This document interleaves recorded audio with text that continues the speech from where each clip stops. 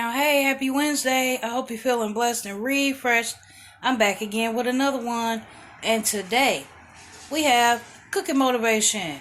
If you like the thumbnail, comment down below. Let me know how you think I've been doing with those. But let me not waste any more time. Let's jump right into this. And please, comment after and let me know what you think. I really appreciate you for being here. Let's go. Alright, you guys, so it is time for brunch, and what I got here is a bag of potatoes. Look at that one, it looked like a little heart. Ain't that cute? But anyway, you can get a bag of potatoes from Walmart for about $2.68. And I took my bag of potatoes, I washed them all, and then I skinned them. You can keep the skin on there if you want to.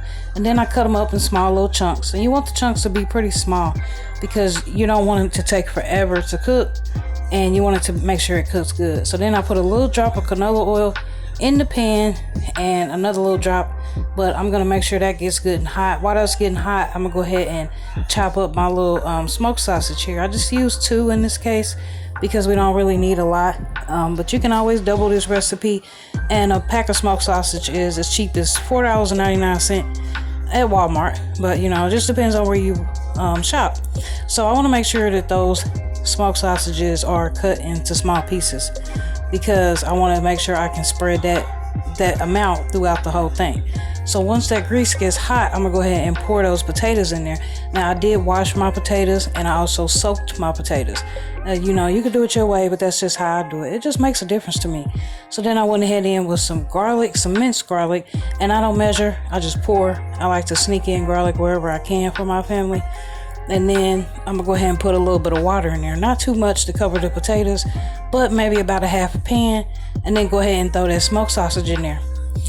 Now what's gonna happen is you're gonna put the top on there, and it's just gonna sit there and it's gonna simmer. And after a while, you're gonna come back and you're gonna stir it up. Make sure that the water is not ran out of it. Make sure that those potatoes are getting soft, but they're not too soft, because you don't want it to be all mashed up. So after a while, you're gonna come back and then you're gonna season it. At this point, the potatoes just have a few more in there that need to get soft. So I'm gonna come in right now with my seasoning, salt, pepper, and accent, and garlic powder. You know, you can use whatever you like. I don't use a lot of salt because the smoked sausage is already salty.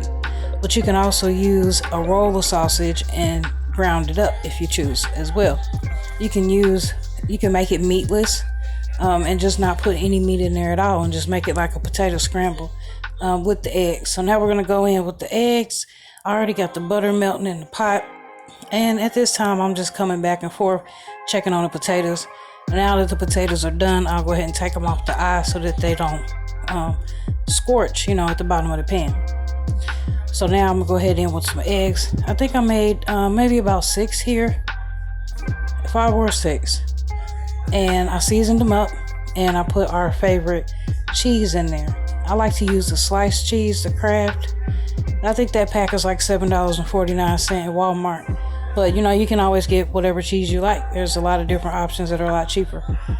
So, you know, after you go ahead and season it up, get that cheese broken up into little chunks. I want to make sure the cheese is spread out throughout. So I don't, you know, I want to make sure that those chunks are small enough. You could do it whichever way you like. It's good either way, shredded cheese or no cheese. Preferably, if it was just me, I wouldn't put no cheese in my eggs. But either way, it's good. So what we're gonna do is, after we get most of the cheese in there, after those eggs get almost done, we're gonna come in with the rest of that cheese. But the key to getting soft, fluffy eggs is to not cook them fast. So I'm gonna go ahead and take that pot off of the eye, and I'm gonna scramble them a little bit, and then I'm gonna come back and put them back on the eye, give it a little bit more heat, and then finish scrambling it. I don't want it to be runny, but I don't want them to be too hard either. So now that that's done, we'll go ahead and pour that up into the potatoes, mix it around, and at this point, y'all, it is pretty much done for breakfast or brunch. Let's say it was about 10:30, 11 o'clock at this point, and it was a little too late to call it breakfast, so we called it brunch. And we made enough here to last us through until dinner. We put ketchup on top, and it just came out perfect. So for dinner, we're going in with some boneless, skinless chicken thighs, and that's all my seasoning. So I like that little steakhouse seasoning that came from the Dollar Tree, and it's pretty good. So there's my chicken. I've already washed it off. I've already dried it off, seasoned it up, and I'm just gonna pan sear it. So I got a little bit of canola oil in there getting hot, and now that it's hot, I got the chicken in there. Now that the chicken is starting to cook, starting to get brown on one side, I'll go ahead and flip it.